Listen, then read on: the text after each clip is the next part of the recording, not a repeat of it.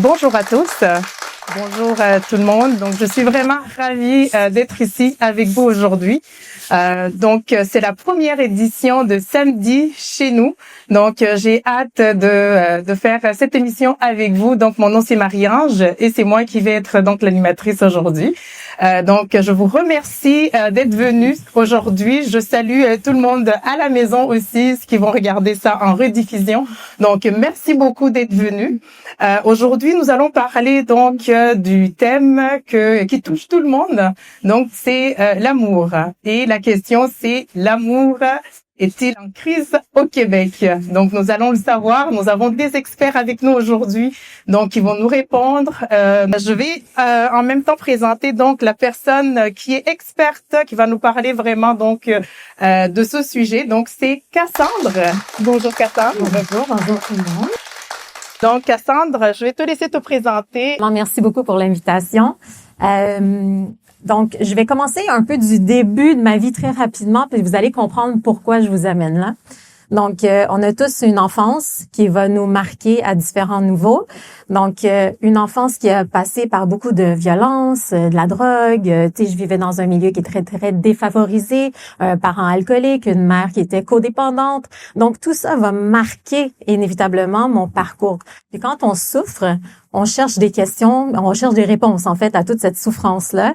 Donc, c'est ce qui m'a amené à étudier en psychologie et en programmation neurolinguistique. Donc, la neurologie, c'est la science du système nerveux et tous nos magnifiques traumas d'enfance se trouvent dans notre système nerveux et nous amenons ça dans nos relations amoureuses un peu plus tard sans nécessairement le savoir. Donc, je suis devenue entrepreneur. Là, c'est comme mon deuxième métier, là, ce que je fais aujourd'hui. Mon premier métier, c'est chef de cuisine et j'avais un restaurant, j'ai eu une boutique, j'ai eu une épicerie naturelle biologique et j'ai aussi été escorte. Donc, ça, c'est ma première partie de vie.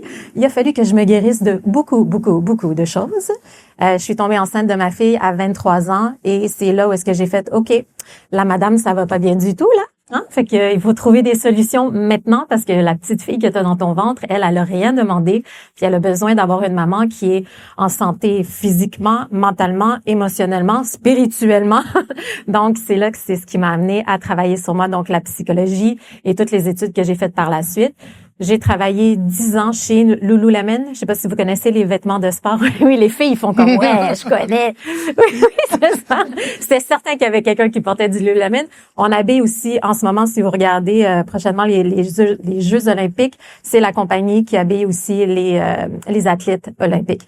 Donc, ils ont une compagnie à l'interne de croissance personnelle. Donc, j'ai travaillé là. On était une équipe de 200 coachs. Et en fond, je coachais tous les employés Canada, États-Unis, toute la côte Est américaine. Donc, j'ai fait ça pendant 10 ans et maintenant, je suis à mon propre compte et j'ai choisi l'amour parce que pendant 10 ans, c'est ce qui ressortait dans toutes les sessions. Donc, je pense que j'ai une niche qui va faire du sens pour... je vais avoir du travail, en fait. Effectivement.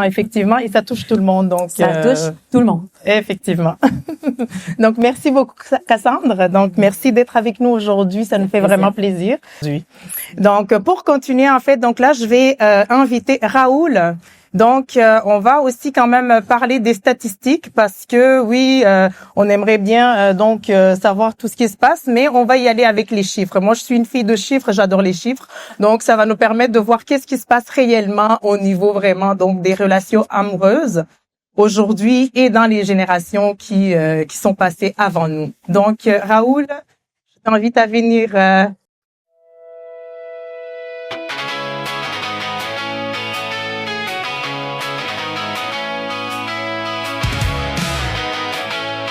Merci pour l'invitation. Je suis pas expert dans les relations amoureuses, mais je suis juste allé chercher quelques chiffres, quelques statistiques concernant la thématique. Donc, je voudrais juste parler des 5 indicateurs qui vont permettre de voir un peu la tendance des relations de couple au niveau du Canada et du Québec. Le premier indicateur dont je voudrais parler, c'est la répartition de la population de 15 ans et plus qui vivent en couple. Il se trouve qu'au niveau du Québec, on a 44% des gens qui ont plus de 15 ans qui ne sont pas en couple. Donc, c'est seulement 56% qui sont en couple. Et parmi ceux qui ne sont pas en couple, on a 30% de célibataires, dont plus d'hommes célibataires que de femmes célibataires. Les autres, ce sont ceux qui sont soit divorcés, soit en situation de veuvage. Donc, parmi les 56% qui sont en couple, il se trouve que depuis les années 91 jusqu'à 2021, le taux d'union libre est en forte croissance. Alors, au Québec, il est passé de 19% des gens qui étaient en union libre dans les années 90 à 43% en 2021. C'est quand même gros, ça, ouais, Raoul. Exactement. On se demande bien pourquoi, mais peut-être qu'on va le savoir un peu plus tard. Exactement. Je pense qu'avec l'expert qui est là, elle va nous aider aussi à comprendre pourquoi cette tendance.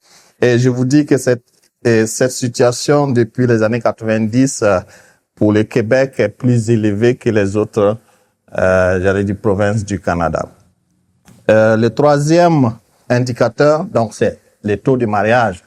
Quel est le nombre de mariages au niveau du Québec? Quand on regarde des années 70 à 2020, on voit que le nombre de mariages par année ne fait que décroître.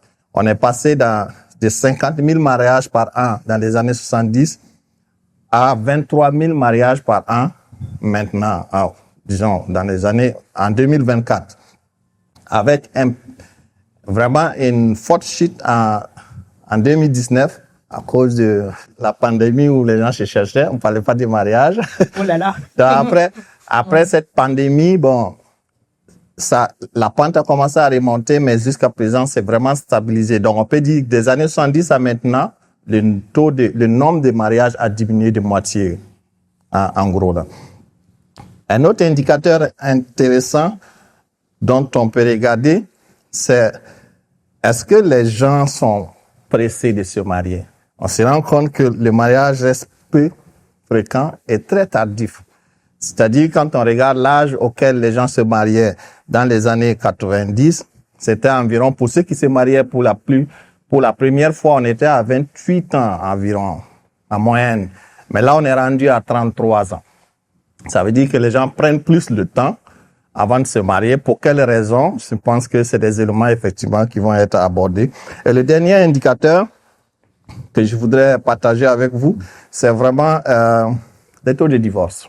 Donc, le nombre de personnes qui divorcent par an sur 1000 mariages. Là, étonnamment, il baisse. C'est-à-dire le taux de divorce baisse des années 90 jusqu'à maintenant. Mais ça ne veut pas dire... En fait, ça s'explique simplement par le fait que, d'abord, dans ce taux-là, on ne prend pas en compte les unions libres, là. On prend juste ceux qui sont allés qui ont mis une bague. Ceux qui sont mariés légalement, exactement. on va dire. Okay. Mais il y a plusieurs raisons aussi qui font que les plus anciens maintiennent les couples et les plus jeunes n'épatent plus au mariage et le taux d'union libre est en train d'augmenter. Donc, tout cela explique le fait que on a cette tendance du taux de divorce qui baisse au niveau du Canada de façon générale. Donc, c'est quelques chiffres que j'aimerais partager avec vous. Merci encore. Merci beaucoup, Raoul. Merci pour ces chiffres.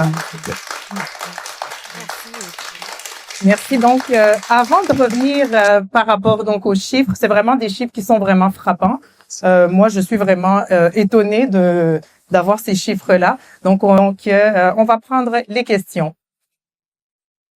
Je me présente Abel. Ma question est la suivante. On parle de la crise de l'amour au Québec, mais est-ce qu'on peut connaître déjà les origines de cette crise-là? Est-ce que c'est possible d'en savoir? Et si oui, qu'est-ce qu'il faut faire réellement pour y remédier? Bien. En fait, c'est étonnant, mais oui, effectivement, les chiffres vont... et c'est pas juste des Caucasiens, là, des Québécois qui sont natifs d'ici. Ça va vraiment comporter toutes les nationalités qui ont participé, évidemment, qui ont voulu participer au sondage. Mais ça comprend plusieurs nationalités. Puis de plus en plus dans ma clientèle à moi, j'ai justement des gens de vraiment qui font partie de la diversité. Au début, j'avais vraiment que des Québécois, mais aujourd'hui, c'est surprenant parce que justement, moi, j'ai grandi avec la communauté haïtienne à Montréal, toute mon enfance, avec la communauté. J'étais une des seules Québécoises dans ma classe, juste pour vous dire, au Collège français à Montréal. Puis pour moi, c'était extrêmement riche. Puis tous les couples étaient très solides. Il y avait toujours papa, maman, puis tu sais, tout le monde participait. Puis aujourd'hui, ben quand je me rends dans mon église, il y en a beaucoup qui sont divorcés. Puis ça me surprend toujours parce que pour moi, si tu étais africain, tu pouvais même pas te divorcer. Là. Pour moi, dans ma tête, c'était comme ça n'existait pas dans les communautés que je voyais autour de moi. Il y avait quelque chose qui les reliait. Et cette chose qui relie beaucoup justement les communautés qui arrivent ici, c'est leur religion. Si tu as Dieu dans ton couple, je te garantis que tu vas réduire de beaucoup le niveau de séparation ou comment que ça va se passer parce que tu vas avoir un pasteur, tu vas avoir un curé ou peu importe c'est quoi ta religion, il y a des valeurs au travers de ça. Fait que malheureusement,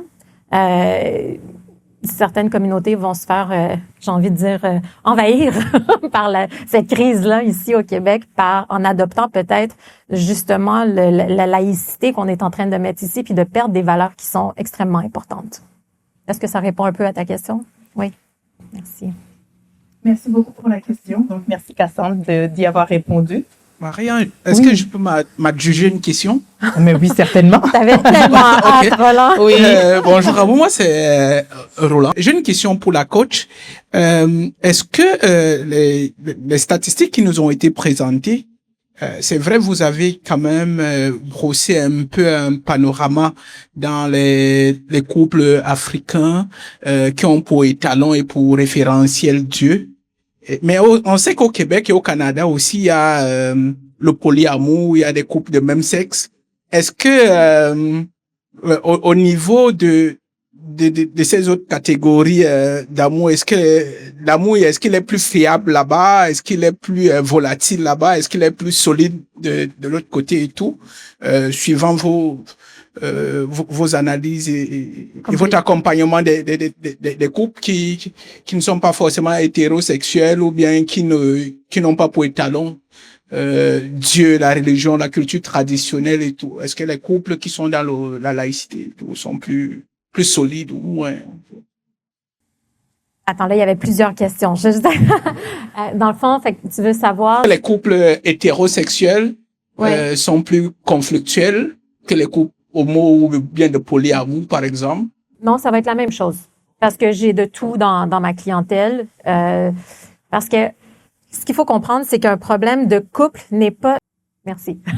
C'est des problèmes individuels. Donc, on amène nos problèmes, notre immaturité émotionnelle à nous dans le couple. Et là, ça se multiplie par 2. Ça devient exponentiel. Donc, ce qu'il faut comprendre, c'est que le travail, il n'est pas nécessairement à faire juste en couple, mais il est vraiment à faire, c'est une responsabilité individuelle d'être heureux. Ce n'est pas la responsabilité de ton ou ta partenaire de te rendre heureux. Donc, c'est tout le travail que tu vas faire en individuel. Fait que quand je pars, disons, dans une thérapie de couple, mais il va y avoir autant des rencontres individuelles que des rencontres qui vont se faire avec les 2 partenaires. Donc, pour répondre à ta question, je pense que ça va vraiment dépendre de tes valeurs. Puis, ça, c'est ce qu'on appelle de l'épigénétique. C'est-à-dire, disons qu'on prend 2 jumeaux à la naissance, puis on les sépare. On en met un dans un quartier, je sais pas moi, défavorisé, puis l'autre dans une famille où est-ce qu'il y a des valeurs qui sont extraordinaires. Donc, ton environnement va influencer, veut pas, tes valeurs. Donc, même si tu arrives au Québec avec toute ta volonté et toute ta détermination de tes valeurs, que ce soit chrétienne ou peu importe musulmane, tu vas inévitablement être impacté parce que ici on va te marteler que c'est correct le polyamour, que c'est correct que ci, que c'est correct que ça.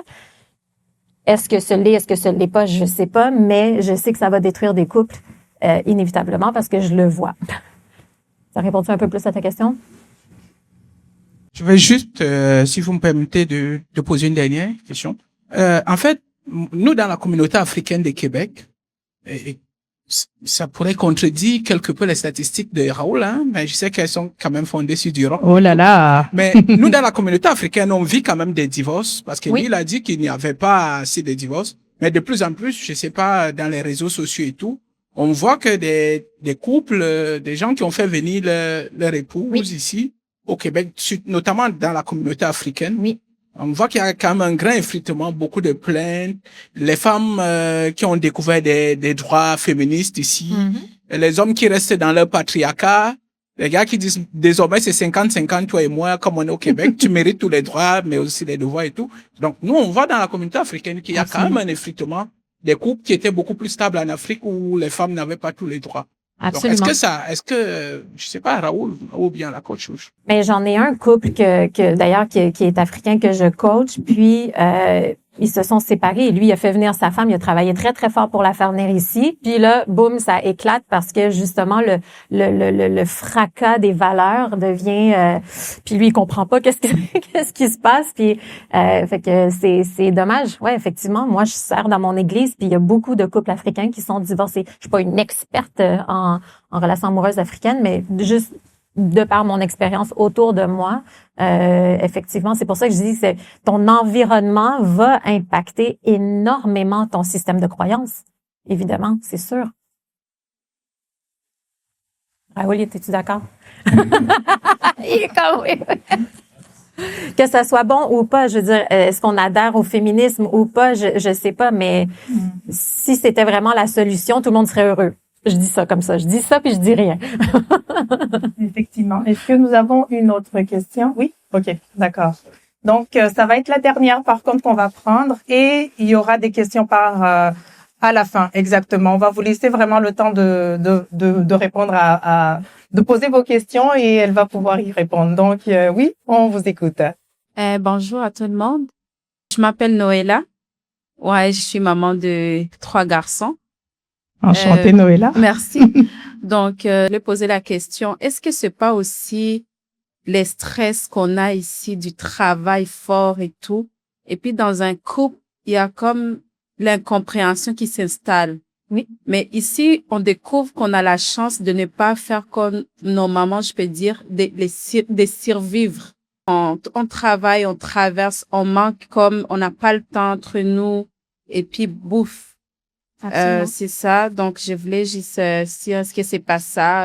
La notion du stress que tu voulais amener dans ta... On vit aussi les travails forts. Ben, exactement. Mais ça, c'est une valeur qui est très américaine d'être dans la productivité, dans travail.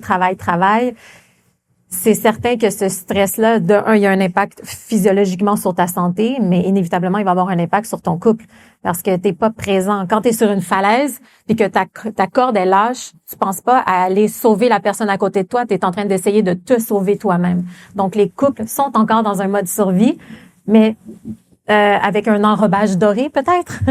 Comprends? Fait que la survie est pas au même endroit ici. La survie est plus au niveau peut-être psychologique que au niveau environnemental, je dirais. Ça fait-tu du sens avec toi? Tu nous conseillerais, par exemple, parce qu'on vit ce stress-là. Ouais. On fait quoi? Bon, par exemple, je sais qu'on doit aller voir, par exemple, des spécialistes. Ouais. Mais dans notre cas, des Africains, souvent, on n'a pas cette culture-là. Oui. Ben, le conseil que tu peux nous donner, c'est quoi quand on vit tout ça? On fait, au lieu d'arriver peut-être au truc des divorces. Ouais. Est-ce que tu veux que j'arrive tout de suite dans les solutions? Oui, non, effectivement, mais on va garder ta question justement parce qu'il y a aussi la rubrique donc conseil solution, donc on va y répondre. On va garder ta question en tête. Merci beaucoup Noëlla. Je te promets qu'on va y répondre. Cassandre, quelles sont les conséquences de ces crises-là? Est-ce que tu as une idée de d'où ça vient, pourquoi effectivement ça arrive? Donc voilà. Ouais, ben en fait c'est que en tout cas, je peux parler pour ici au Québec. C'est un nouveau pays ici. Donc, on était très axé sur construire le pays. On travaillait très, très fort. Donc, un genre de mode survie. Les émotions, on mettait ça de côté. On n'avait pas le temps. On a 5, 10, 15 enfants à la limite. Donc, c'est sûr que historiquement, on s'est jamais vraiment arrêté à est-ce que je peux avoir un autre rôle que celui de papa, maman et de travailler. Tu sais, le papa, il travaille sur, disons, la ferme, puis la maman s'occupe des enfants. On se posait pas tant de questions que ça. Mais là, dans notre monde de plus en plus facile, moderne, qui est supposé nous aider, on devient malheureusement très intolérant. Puis tu sais, quand on se marie, là, il y a une phrase très, très importante. Elle est courte, mais elle est très importante. Qu'est-ce qu'on dit? Qu'est-ce qu'il dit le curé ou peut-être le pasteur quand on se marie? Voilà. Qui a dit ça? Merci. Ah, voilà. Pour le meilleur et pour le pire. Mais on veut plus le pire. On veut juste le meilleur. Parce qu'on est rendu, on veut juste un monde de douceur. On veut plus rien ressentir. On veut juste être heureux, vivre sa plus belle vie et tout ça. Et on veut plus le pire. Mais dans le pire, il y a le diamant. Parce que c'est dans les moments difficiles qu'on se rassemble et c'est dans les moments difficiles que l'amour peut prendre naissance. Et ça, on l'a gravement oublié en devenant très intolérant aux petites choses de la vie. On est très, justement, le stress va amener cette espèce d'intolérance. Notre système nerveux, il est comme surchargé et ça va nous rendre très intolérants aux attitudes de notre partenaire, que ce soit féminin ou masculin. Donc, ça, c'est vraiment quelque chose qui va être un énorme déclencheur. On ne veut plus vivre le pire, donc on ne va pas chercher les cadeaux qui se passent, qui existent et qui se créent dans le pire. Ça fait-tu du sens avec toi? Oui. On est moins tolérant. On est moins tolérant et on est très à propos de nous. On est dans une société qui est plus individualiste. C'est mon besoin, moi, et don't get me wrong. Oublie l'autre personne Et puis, attends, si tu as de la difficulté à vivre avec tes propres stress à toi, imagine quand on est deux dans la maison. L'autre, il arrive avec son stress, puis t'es comme, attends une minute, là. Je suis déjà en train d'essayer de gérer ce qui se passe physiologiquement dans mon corps. Puis là, toi, t'arrives, les enfants, le travail, on est comme, on a déjà déconnecté, là. Fait que, je veux pas rentrer dans les solutions tout de suite, mais... D'accord. Donc, on va prendre une petite pause et après, on reviendra pour les solutions. Merci.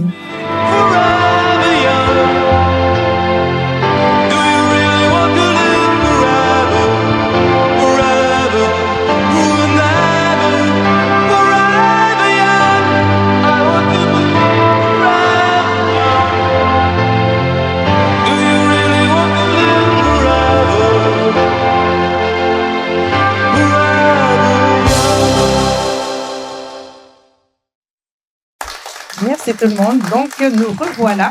Et avant d'entamer donc la rubrique des solutions, on a Camilla qui va venir nous partager sa voix. Donc, Camilla, tu es la bienvenue. Tout le monde, j'espère que vous allez bien. Donc, aujourd'hui, je vais faire ce que je suis le plus habituée de faire, c'est-à-dire chanter. Et j'ai des albums à vendre aussi, là.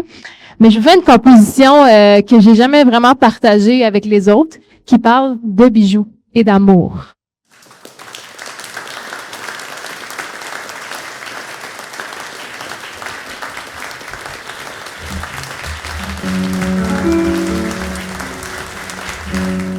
Je ne sais pas ce qui m'arrive. C'est mystérieux, mais je sais que ça brille. Le moment que tu me l'as donné, ce beau collier, je l'ai chéri, je l'ai aimé. Quand on s'arrête pour un instant, tant de choses à voir et à observer.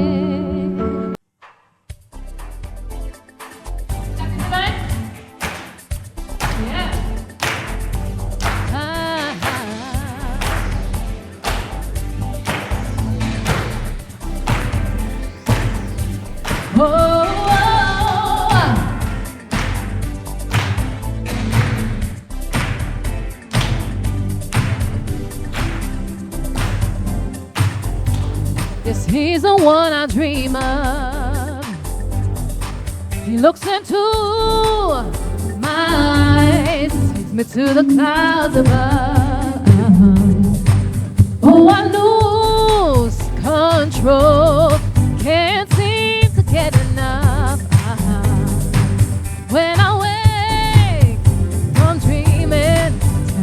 this really love? Oh, tell me, how will I know? How will I know? How will I know? How will I know? Heartbeat, I fall in love whenever we meet. I'm asking you 'cause you know about these things. How will I know if he's thinking of it? I wish I had you near me now.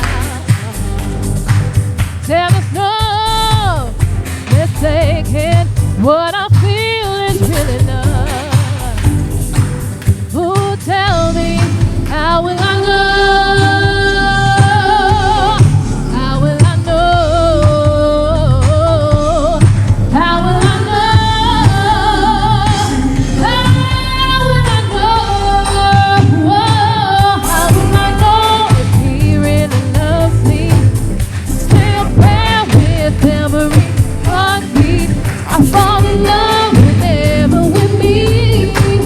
I'm asking you 'cause you know about these things. How will I know if he's thinking of me?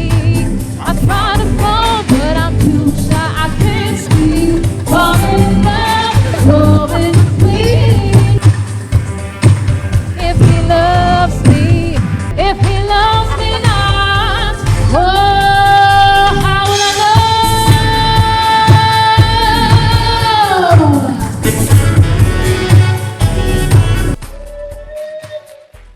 Merci beaucoup tout le monde. Donc, si vous avez aimé ma prestation, j'aimerais vous inviter à aller sur ma page Facebook, OK? J'ai une page Facebook qui s'appelle tout simplement Camilla, avec un L, Woodman. Donc, allez-y. Allez suivre ma page. Je suis sur Spotify aussi, en effet. Donc, allez suivre ma page. Laissez des likes. Vous pouvez laisser une recommandation. C'est toujours apprécié. Donc, je souhaite une excellente fin de... le restant de... Merci beaucoup, Camilla. Merci. Oh là là, je suis essoufflée, là. Merci beaucoup. Encore, on applaudit pour Camilla, s'il vous plaît. Merci beaucoup, Camilla. Heureusement que Camilla est là parce qu'on commençait à déprimer avec les statistiques de Raoul et tous les... Merci beaucoup, Camilla. Donc, nous allons revenir donc pour les pistes de solutions. Donc, on pense qu'il y a quand même des pistes de solutions. On a vu qu'il y a vraiment beaucoup de choses qui peuvent arriver justement, qui démontrent que l'amour est en crise au Québec. Mais on espère qu'il y a des solutions quand même pour pouvoir effectivement ne pas rester sur le négatif comme ça. Donc, on revient avec toi, Cassandre. Donc, est-ce que tu pourrais nous aider justement à nous en parler un peu plus? Donc, Absolument. par rapport aux solutions, des pistes de solutions, qu'est-ce que nous pourrons faire pour éviter tout cela? Oui, absolument. Puis, je veux juste vous dire que je suis mariée depuis presque une décennie aujourd'hui. Donc, je ne parle pas nécessairement à travers mon chapeau. J'expérimente. Je suis mon propre cobaye, moi et mon mari. La première chose, je pense que c'est vraiment dans un couple, c'est de prendre le temps et de s'asseoir et d'avoir comme un genre de meeting, mais pas sous la forme d'une chicane, parce que souvent, je sais pas si vous avez remarqué, on va parler de notre couple en mode chicane. Tu fais pas ci, tu fais pas ça, tu m'écoutes pas, tu comprends pas. Ça, c'est pas une conversation, c'est pas un meeting. Tu sais, au travail, on a des meetings à toutes les semaines pour faire une mise au point, une mise à jour dans notre travail. Il faut faire la même chose avec le couple, mais il faut garder une chose très, très importante, le cœur ouvert. Parce que quand l'autre va s'exprimer, on va avoir envie de faire quelque chose, c'est-à-dire de riposter. Donc, première chose que vous pouvez faire, c'est vous prenez un pad avec un crayon et vous demandez à l'autre, parfait. Fait que là, tu sais, il y a des enjeux dans notre couple, il y a ci, il y a ça. Je veux prendre le temps de t'écouter, mais c'est parce que quand on écoute quelqu'un avec lequel on est relié émotionnellement, il va se passer des choses physiquement dans notre corps. Donc, les émotions, c'est physique. Qu'est-ce qui fait plus mal qu'une relation, qu'une peine d'amour? Non, c'est comme on a l'impression qu'on va mourir parce que ça fait mal physiquement. C'est lourd, notre corps, il est comme ça. Fait que vous allez prendre des notes pendant que l'autre est en train de parler pour ne pas couper la parole. Puis l'autre, ça va lui permettre de s'exprimer déjà plus calmement. Donc, vous prenez des notes et à tour de rôle, je sais que ça semble pas naturel, mais je vous garantis que ça peut aider à justement permettre à chaque personne, parce qu'il y en a toujours un dans le couple, que c'est un peu plus difficile de s'exprimer. Donc, on permet à cette personne-là de vraiment aller jusqu'au bout de ce qu'elle voulait dire. Puis l'autre, il prend des notes.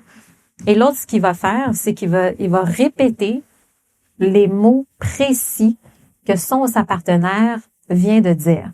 Parce que chaque mot a une intonation, a une signification. Parce que ce qu'il faut comprendre, c'est pas l'événement qui se passe dans le couple qui est difficile, c'est la signification qu'on met sur l'événement. Donc, les deux partenaires n'ont pas la même signification de cet événement-là.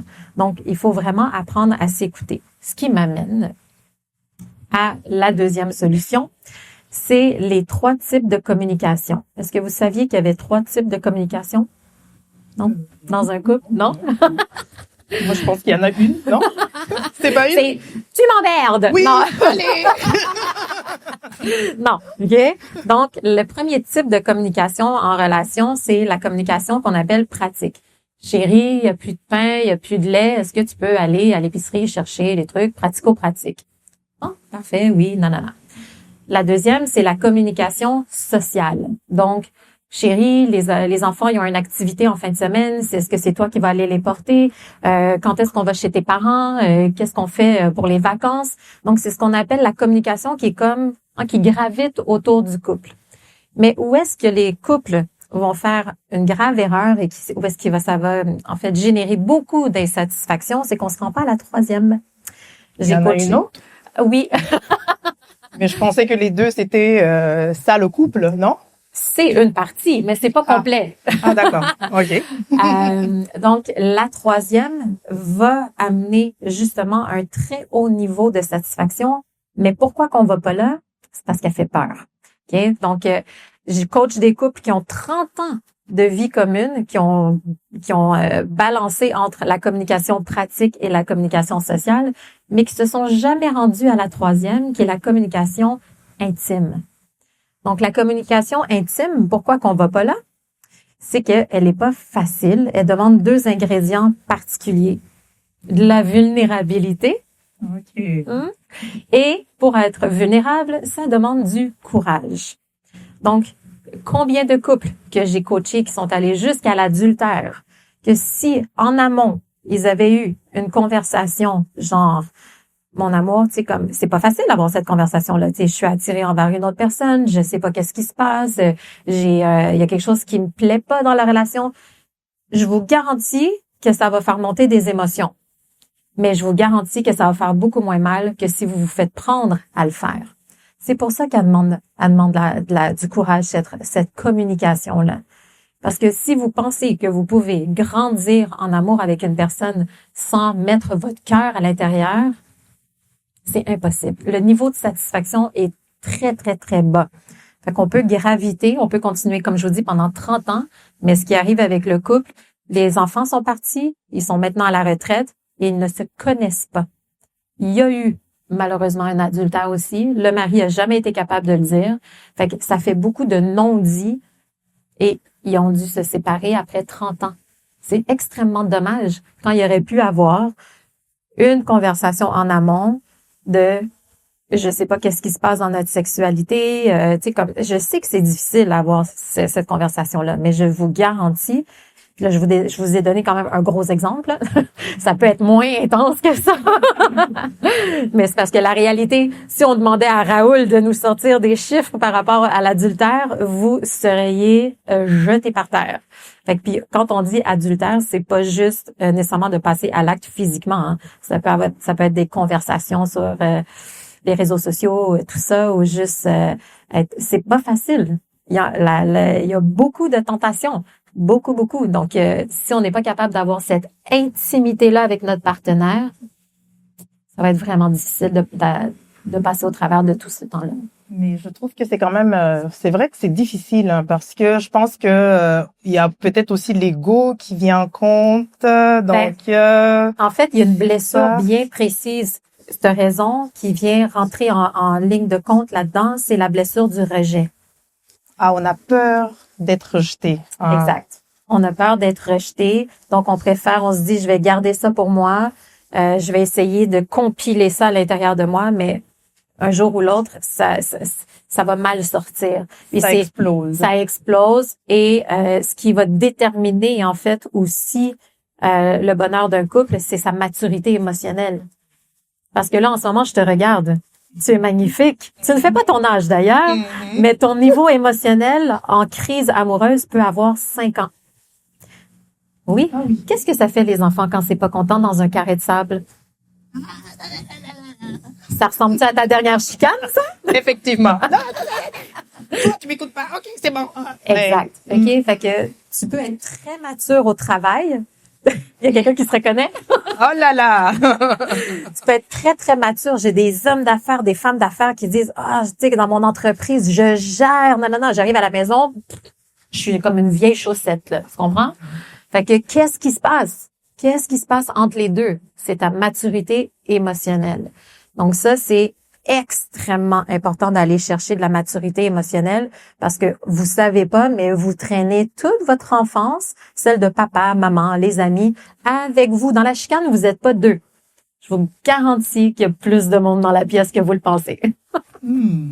D'accord. Donc, la communication intime, c'est vraiment, tu sais, j'en ai eu beaucoup des conversations intimes avec mon mari qui sont venus me chercher. Lui, il avait une addiction à la pornographie, il avait une addiction, il voulait arrêter ça, mais s'il gardait pour lui, fait que quand il me l'a dit, moi, j'étais comme, dans ma tête, c'est tout de suite, je peux pas le satisfaire, je suis pas assez belle, je suis pas assez. Puis il était comme, non, s'il te plaît, ne le prends pas personnel. J'étais comme, une chance que je suis coach. On prend des notes pour soi-même quand on est coach aussi, hein? Mais je me suis dit, j'aime cet homme. C'est un homme qui est extraordinaire. Il a quelque chose qui prend le courage à deux mains de me partager. Donc, je vais honorer cet homme-là d'un qui me fait confiance et je vais l'écouter dans ce que lui, il vit sans mettre toute l'emphase sur ce que moi, je vivais. Puis il avait jamais fait ça avec aucune autre femme et je ne suis pas surprise de la qualité que nous avons dans notre relation. Parce que à ce moment-là, on a eu une conversation intime qui était très confrontante, mais la réalité, je demanderai pas aux hommes ici qui regardent la pornographie parce que tout le monde baisse la tête. Mais c'est juste un fait. Et si tu es une femme et tu penses que ça n'existe pas chez ton homme, je suis désolée, tu es vraiment à côté de la plaque. Tu comprends? Avec respect, là, vraiment que je dis ça parce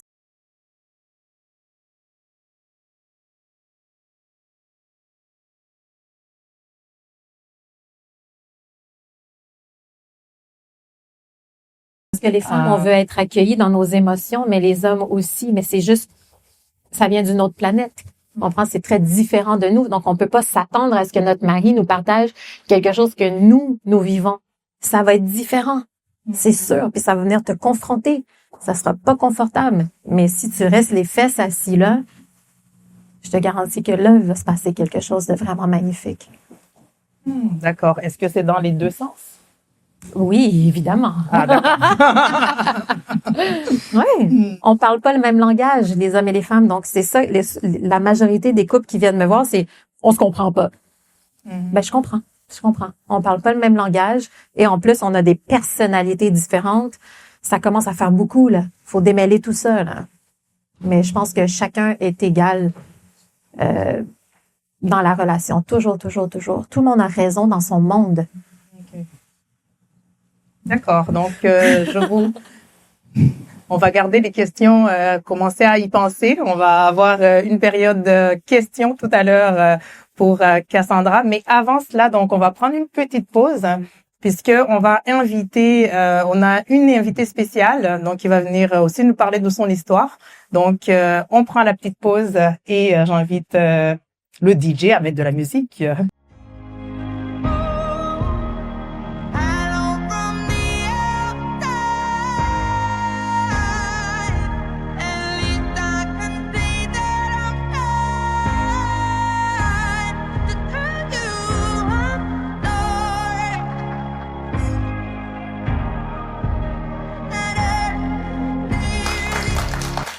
de retour donc à samedi chez nous. Donc, on va inviter Nancy. Donc, Nancy va venir nous parler de son histoire personnelle. Elle va donc se présenter et elle a une histoire vraiment fascinante. Donc, on a hâte de t'écouter, Nancy. Bonjour tout le monde. Je m'appelle Nancy, effectivement, travailleuse sociale de formation pendant 36 ans, thérapeute de couple également. Donc, Oh là là. aujourd'hui, je veux démontrer un peu que malgré justement ce qu'on fait ou les connaissances qu'on a, c'est pas aussi simple des fois d'appliquer justement ce qu'on sait.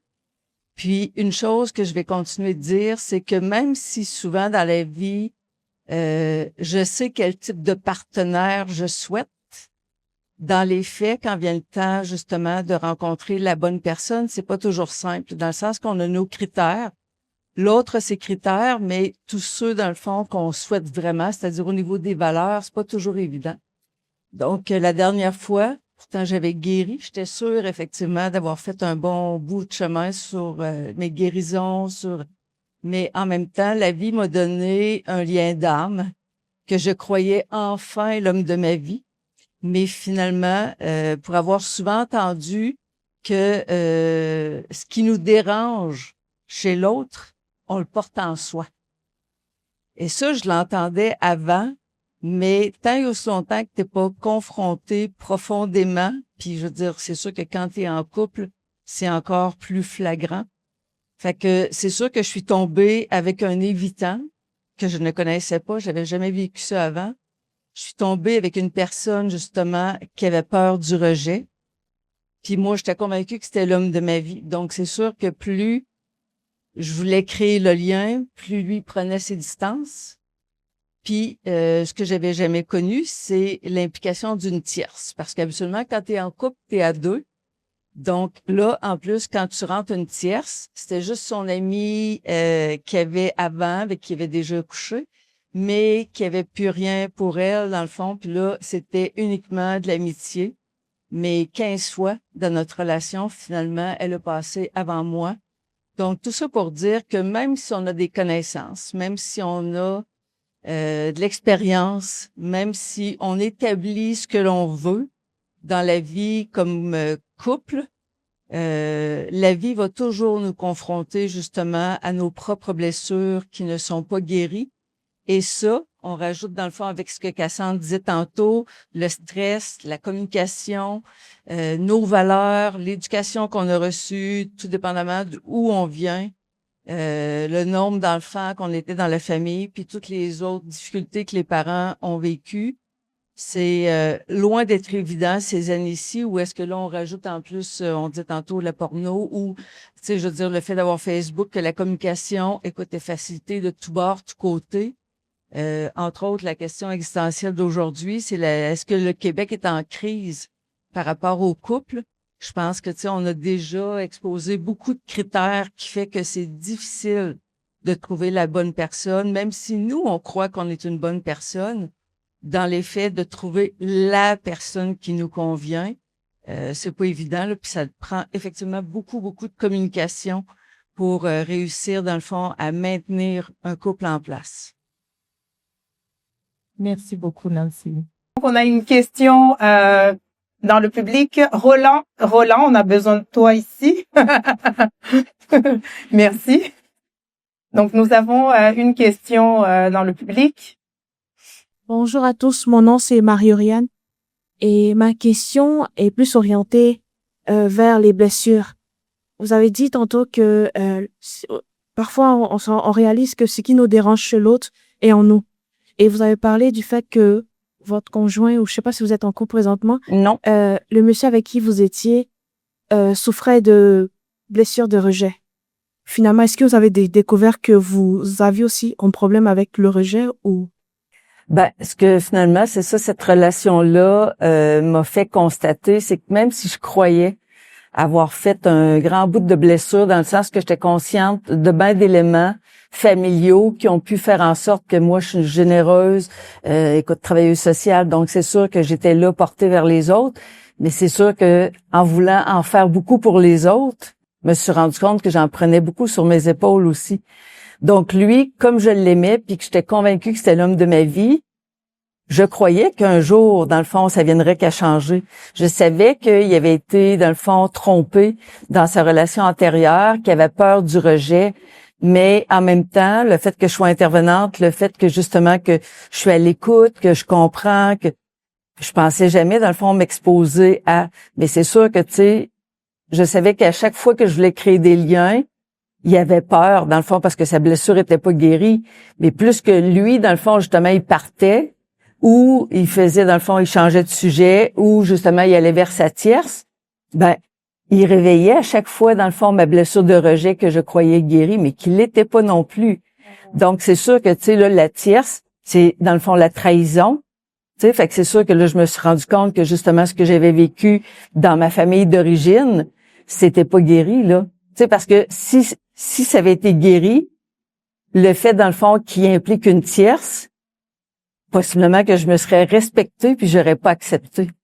Et là, dans le fond, pour dire que j'ai accepté 15 fois, ben, comme j'ai dit tantôt, je croyais qu'elle allait changer, je croyais qu'elle allait comprendre, je croyais, dans le fond, que vu que j'étais rassurante, dans le fond, puis que j'étais présente, c'était assez, dans le fond, pour le rassurer. Mais finalement, fait que plus que lui avait peur du rejet, plus qu'il venait éveiller la mienne en moi. Et c'est souvent ça que quand on prend pas le temps de regarder qu'est-ce que l'autre vient éveiller en moi, ben là, c'est sûr que ça va se résoudre en conflit, dans le sens que, tu sais, je vais y reprocher ce qu'il faisait de pas correct, mais au bout du compte, je regardais pas nécessairement ma blessure. Puis quand j'ai mis un terme à ça, et que là, je me suis dit, je vais me choisir, je vais me guérir, et que là, quand tu refais le tour de toutes les blessures, là, je suis venue à bout de comprendre que chaque chose qui me dérangeait, c'était que justement, j'avais pas encore guéri toutes ces blessures-là, parce que naturellement, que je retrouverais, dans le fond, je me retrouverais en relation avec quelqu'un qui aurait une tierce, qui serait évitant, je poursuivrais pas 15 mois. Mais en fait, moi, je vais faire du pouce parce que la question, elle est plus qu'excellente, elle est vitale comme question. Ah ouais. Il y a 5 grandes blessures de l'enfant. Tu sais, c'est facile. Tu sais, quand nos enfants, ils se blessent, ils nous montrent où est-ce qu'il est le bobo. Donc, c'est facile d'agir où est-ce qu'il y a le bobo. Hein, on s'en va là. Mais les blessures de l'âme, il y en a 5. Est-ce que vous les connaissez? À main levée? Non. Ah, il y a quelqu'un qui les connaît. Il y a quelqu'un qui les connaît? Oui. Il y a le rejet, il y a l'abandon, la trahison. Il manque l'injustice et l'humiliation. Okay, Bravo. Un 3 sur 5, bravo. On va l'applaudir, hein? Oui. Exact. Oui.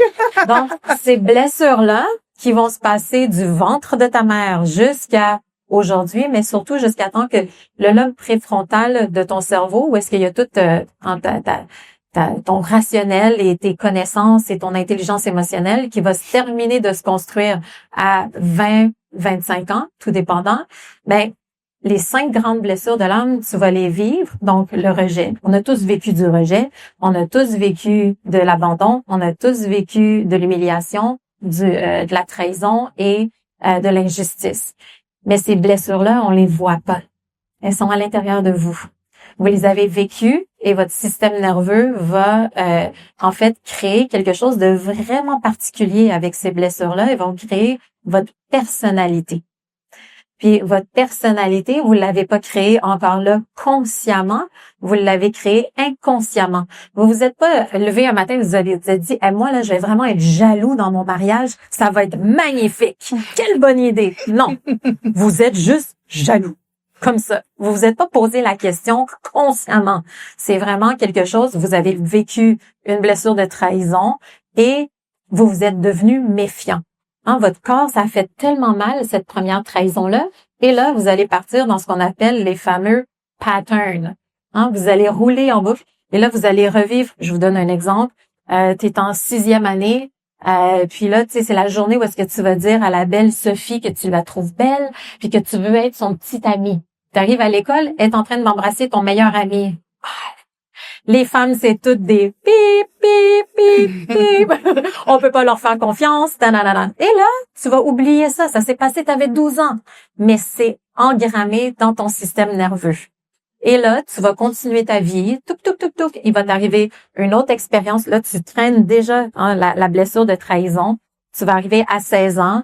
T'es en couple avec une personne. Et là, cette personne-là va encore là aller voir ailleurs. Puis là, tu vas rouler comme ça. Puis rouler. Là, puis tu vas devenir très anxieux, parce que ça crée énormément d'anxiété. Tout est une menace potentielle. On vit dans un monde où est-ce qu'il y a énormément de problèmes d'anxiété. Ben, inévitablement, il y a des blessures qui sont associées là-dedans. Et là, votre système nerveux qui est comme un thermomètre. Il va devenir tellement surchargé de tous les traumas que vous allez vivre que vous arrivez en relation. Puis là, vous allez dire, vous le dites pas, mais vous le dites inconsciemment. Tu dis, moi, là, bonjour, enchanté, mais on a comme à peu près 15 paires de lunettes, on se voit pas. On va voir seulement la belle partie qu'on veut bien démontrer, mais on va pas dire tout le bordel avec lequel on arrive parce qu'on n'est même pas au courant, en fait, qu'on arrive avec ça. Donc, dans mes sessions, moi, c'est vraiment ça que je vais faire, c'est que si tu ne veux plus vivre de trahison à un haut niveau, je parle, parce que souvent, quand les gens arrivent avec des blessures de trahison, ça roule en boucle, là. C'est comme tu t'es fait tromper dans toutes tes relations, il arrive tout le temps quelque chose la personne finit par te trahir ou te mentir, juste quelqu'un, puis tu vas tout le temps être à l'affût, à la recherche du mensonge jusqu'à temps que tu le trouves, puis là tu vas faire je savais, j'avais raison. Mais dans le fond, c'est que ton focus était sur ça. Oui. Donc il faut déprogrammer, donc c'est ça la programmation neurolinguistique, la PNL, c'est de déprogrammer le système nerveux et de faire la paix avec son passé. C'est toutes des techniques très précises. Là. Puis tu sais, dans le fond, pour faire du coup, c'est ce que Cassandre dit, t'as beau dire, dans le fond, tu sais, le prochain, je vais le choisir autrement, je vais m'assurer qu'il va être fidèle, que dans le fond, justement, c'est pas quelqu'un qui peut, dans le fond, chez d'autres femmes entre-temps, qu'il n'y a pas d'amis dans le garde-robe ou autre. On est convaincu que le prochain, on va tellement bien l'évaluer qu'il fera pas comme les anciens. Sauf qu'en même temps, c'est là qu'on doit réaliser que souvent, c'est notre blessure à nous qui fait que, parce que tout est question d'énergie, donc c'est sûr que c'est notre blessure à nous qui va possiblement attirer des personnes qui, eux, peuvent sentir justement que, mettons, que je suis plus fragile à la trahison et qu'ils vont pouvoir, à la limite, me trahir sans trop que je m'en rende compte. Mais pourtant, je m'étais bien dit que je ne trouverais plus quelqu'un qui me ferait subir ça, puis tant et aussi longtemps que je guérirai pas, je vais trouver des personnes qui vont toujours me refaire passer par les mêmes blessures tant qu'elle n'est pas guérie.